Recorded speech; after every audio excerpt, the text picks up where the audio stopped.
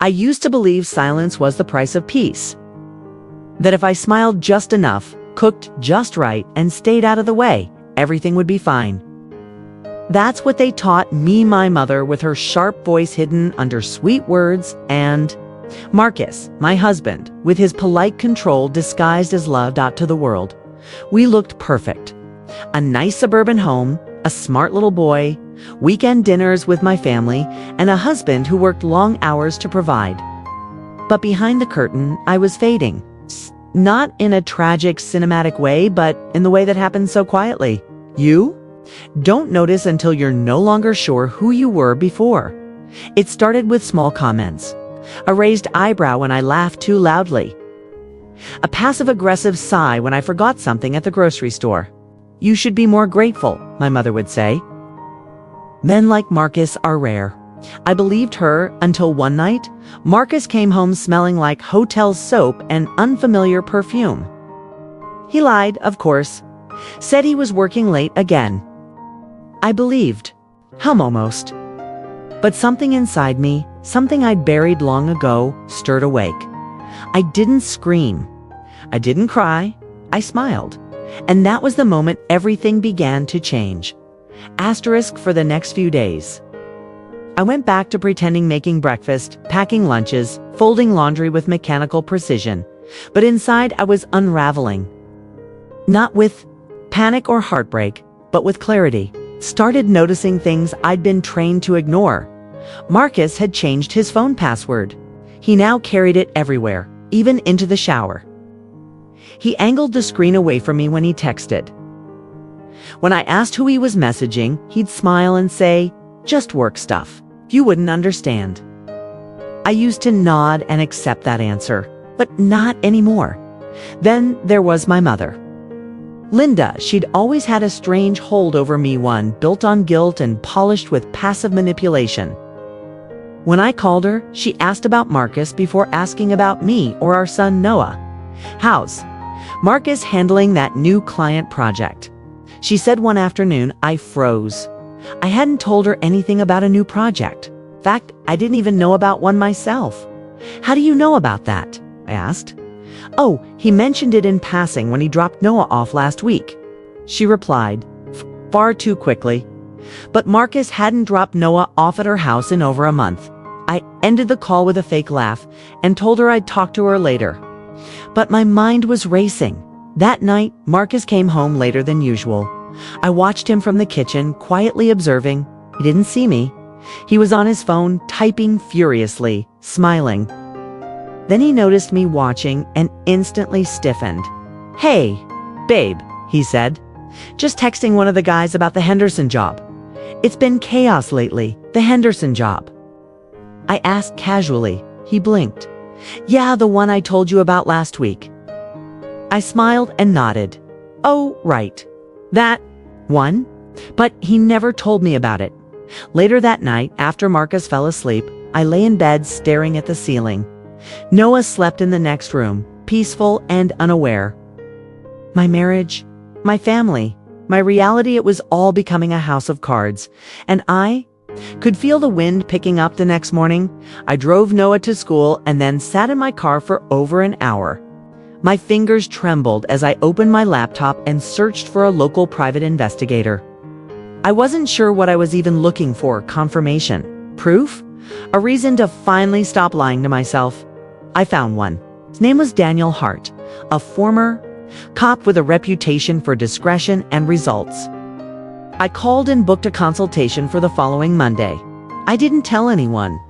Not even my best friend, Jenna, who'd always suspected something was off about Marcus. I needed this to stay quiet. If there was something to uncover, I had to be the one holding the evidence when the truth finally broke through. That weekend, I played the role of devoted wife. We went to the farmer's market, baked cookies with Noah, and watched reruns of Marcus's favorite detective show. But every time Marcus picked up his phone, every time he slipped out to make a quick call, a fire flared inside me. On Monday afternoon, I met with Daniel Hart in a small office above a pawn shop downtown. He listened patiently as I laid out my suspicions. I told him everything about Marcus, about my mother's odd behavior, about the inconsistencies piling up like kindling. I don't want revenge, I told him. I just want the truth. He nodded. The truth is what I do. As I left the building, I felt something I hadn't felt in years. Control. I didn't know where this path would lead or what exactly I'd find at the end of it. But I knew this. I wasn't going back to silence. It's not ever again. The report came faster than I expected, just 4 days after I met with Daniel. He called and asked if we could meet in person. I think you'll want to see this, he said. I sat across from him in the same office, hands clenched in my lap. Daniel laid out a folder and slid it toward me. Inside were photographs, dozens of them. Marcus standing outside a restaurant I'd never been to. Marcus embracing a woman whose back I recognized immediately. My mother. I flipped through the stack, each image sharper and more damning than the last. One of them showed Marcus and my mother entering a hotel on Briarwood Lane. Another caught them holding hands in a parking garage. My heart pounded in my ears. Are you sure this is recent? I asked, barely hearing my own voice. Daniel nodded. All taken this week. The timestamps on the back of each print. I stared at the photo where they were laughing, faces close. Marcus's hand on her waist like it belonged there. I didn't cry, I didn't scream, just sat there, gripping the edges of the folder so tightly that my nails dug into the cardboard. They're careful, Daniel said, but not careful enough. They meet at odd hours, use different routes every time, but they've clearly been doing this for a while. I looked up. How long? Hard to say. But judging by the way they behave, ... months, maybe longer. The world tilted under me. My mother, my own mother, and the man I shared a life with. I walked out of the office and sat in my car, breathing shallowly until the windows fogged up from my silence.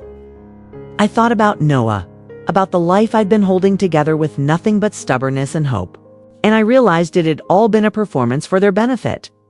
That night, I cooked dinner like usual. Marcus came home late and mumbled something about traffic.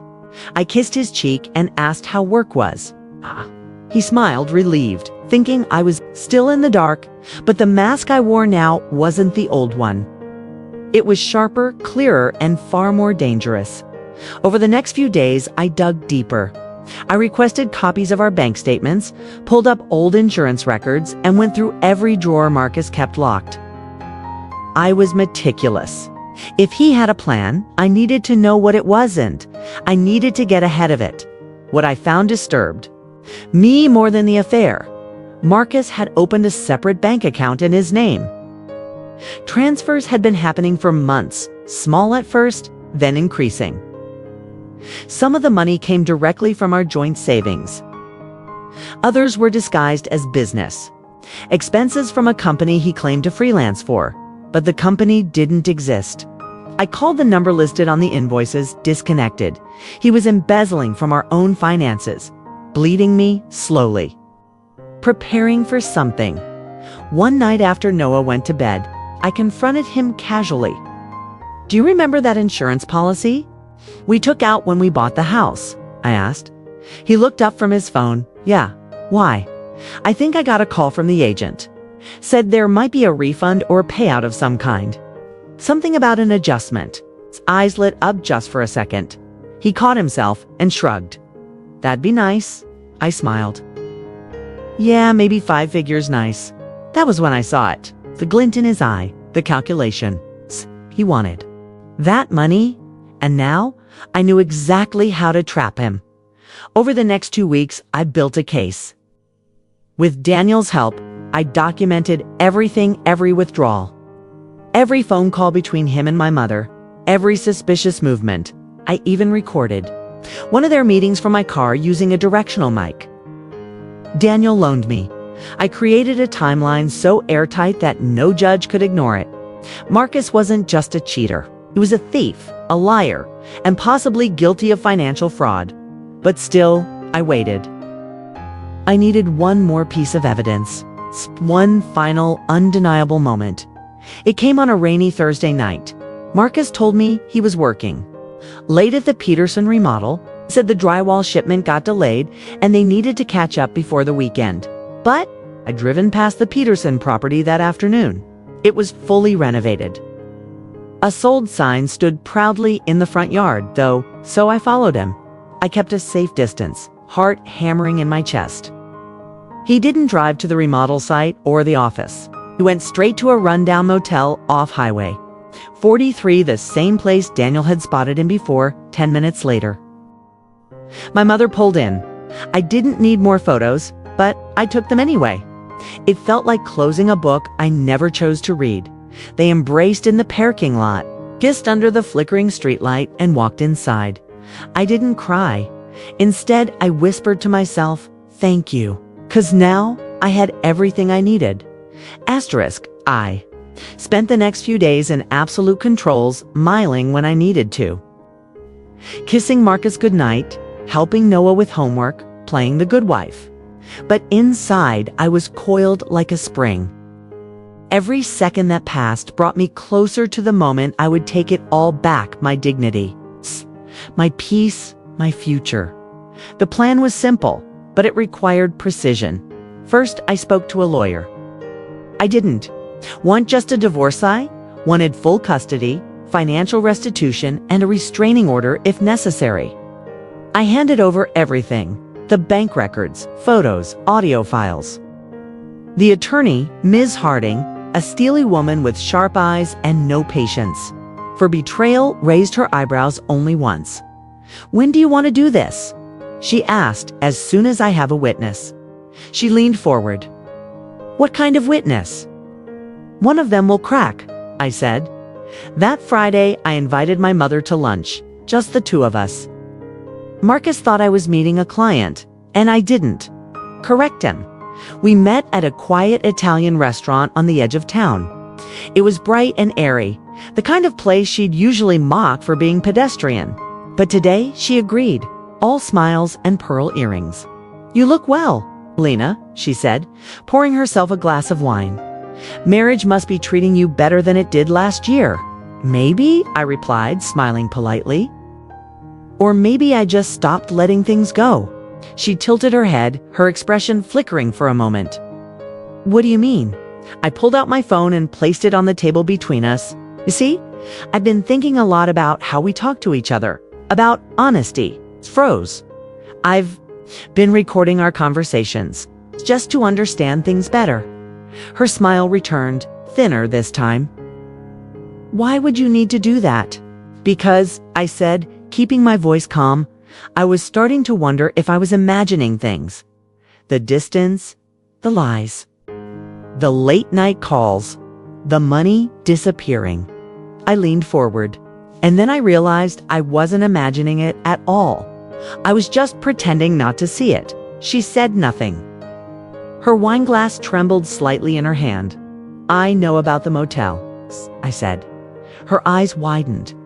"I know about the bank transfers, about the second phone Marcus keeps hidden in his car, about the meetings you two think are secret." "Alina," she began, but I held up a hand. Don't insult me by pretending this is anything but what it is." She sat back, lips pressed tightly together. For a moment, she looked old. Not glamorous or composed, just small and cornered. "I don't want a confrontation," I said. "What I want is cooperation." "Cooperation?" she asked. "I'm filing for divorce. You're going to help me get full custody of Noah. You're going to back me in court, testify if needed. And in return, I won't destroy you." Laughed, then a brittle, humorless sound. "You think you can threaten me?" "I don't need to threaten you, Mother," I said, my voice like ice. "I already won." I stood and left her sitting there, stunned. I didn't need to record the conversation.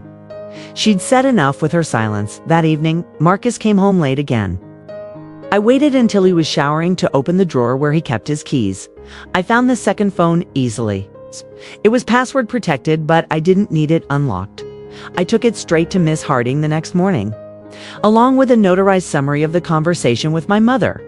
It was all falling into place that Sunday. I made breakfast like I always did, pancakes and orange slices, Noah's favorite. Marcus walked into the kitchen, kissed the top of my head, and told me I was amazing. I smiled at him and said, "I know." That afternoon, the sheriff's deputy knocked on our door. Marcus was served divorce papers, a temporary restraining order, and a subpoena to appear in court. His face crumpled into something between shock and panic. "Alina, what the hell is this?" "It's the truth," I said, "and it's been a long time coming." He stared at me like he didn't recognize me anymore. And in that moment, I realized something. He didn't. Because the woman he thought he'd broken, she was gone.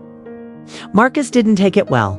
After the papers were served, he stormed out of the house, slamming the door behind him so hard a picture frame shattered on the floor. I didn't flinch. Instead, I knelt beside Noah, who had run in from the backyard, confused and frightened. "Is Daddy mad?" he asked, his small fingers curling around mine. "He's upset, sweetheart," I said gently, brushing his hair back. "But everything's going to be okay, I promise." I held him tighter than I had in months. The next week was a storm of legal meetings, court dates, and whispered phone calls. Marcus tried everything: threats, begging, even showing up at my workplace, pretending to be the victim. But I had everything documented. Every time he raised his voice, every suspicious transaction, okay? Every quiet night he thought I was asleep while he whispered into his burner phone, "Ms." Harding moved swiftly. Within 2 weeks, the court granted me temporary full custody of Noah and removed Marcus from the family home pending the final hearing. My mother, of course, tried to spin it in her favor. She called me one night, voice dripping with false concern. "Alina, sweetheart, I had no idea things had gotten so bad. Only you'd come to me sooner." I laughed bitterly into the receiver. "Come to you? You were part of it." "Oh, don't be ridiculous," she snapped, her mask slipping. "Marcus was a good man. You just never appreciated him." "Maybe I didn't," I said calmly, "until I realized what he was really doing behind my back with your help.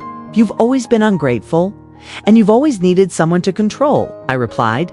"You chose Marcus this time, but not anymore. I'm done being your project." I hung up before she could answer. The loneliness hit hard. Nights were the worst, quiet and hollow.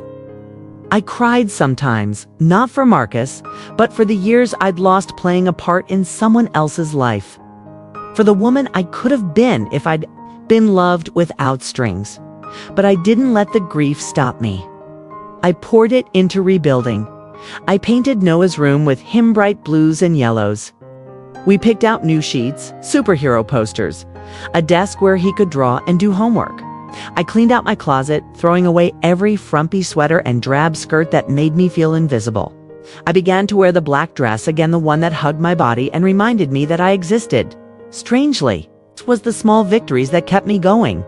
Getting Noah to smile again, waking up without dread in my stomach, drinking coffee while watching the sunrise, knowing I didn't owe my silence to anyone anymore. One afternoon, I received a letter in the mail. No return address. Inside was a single photograph. Marcus and my mother seated close together in what looked like a hotel lounge. His hand was resting lightly on hers. The photo wasn't dated, but it didn't matter. It was just confirmation of what I already knew. Still, I sat there holding it, the edges curling under my fingers. Then I smiled, not because it hurt, but because it didn't anymore. I scanned the photo and sent it to Ms. Harding, just in case. I wrote in the email, "Court." Day came and Marcus arrived, flanked by a lawyer he clearly couldn't afford. His face was drawn, his suit wrinkled. My mother wasn't with him. He avoided my eyes during the hearing.